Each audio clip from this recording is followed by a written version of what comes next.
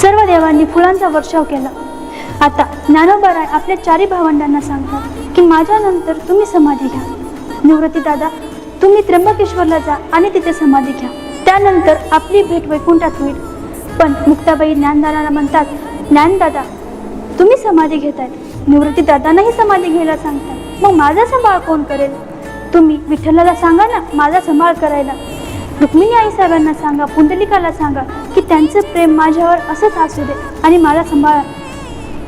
मुक्ताई म्हणे ज्ञानदेवा माझं विठोबासी निर्वा, मुक्ताई म्हणे ज्ञानदेवा माझं विठोबासी निर्वा, माझ्यावरील लोभ असू द्यावा, रुक्मिणी माता आदी करुणी, पुंडलिकाशी निर्वावे समस्ताशी क्षेम सांगावे, पुंडलिकाशी निर्वावे समस्ताशी क्षेम सांगावे, कृपादृष्टी अवलोकावे माझ्यावरील ज्ञानदेवा।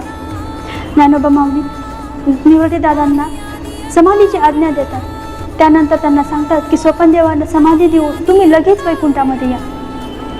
आता दशमीचा दिवस, भोजनाचा दिवस, रुक्मिणी आई साहेब देवाला म्हणतात की आपण या चारी भावंडांना नाना प्रकारचे पंचपक्वान करूयात। तेव्हा देव स्वर्गात असलेले पंचपक्वान अलंकापुरीत बनवतात। सर्व अष्टसिद्धी भोजन करण्यास तयार होतात, अष्टसिद्धी भोजन करू लागतात। भोजन तयार झाल्यावरती रुक्मिणी आई साहेब सर्वांना सांगतात की जेवायला या।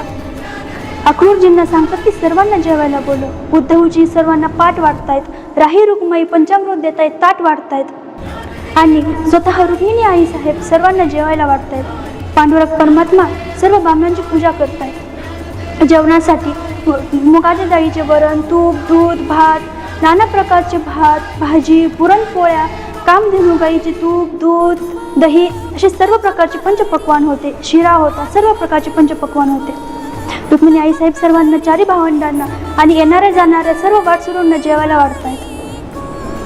आता रुक्मिणी आई साहेबांनी पाहिलं की नामदेवराय रुसलेत, तेव्हा ते देवाला म्हणतात की तुम्ही जा आणि नामदेवाचा रुसवा करा।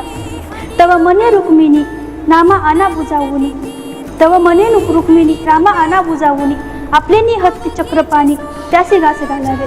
तुम्ही नामदेवांना आणा आणि त्यांचा रुसवा काढून त्यांना घास भरवा। रामकृष्ण।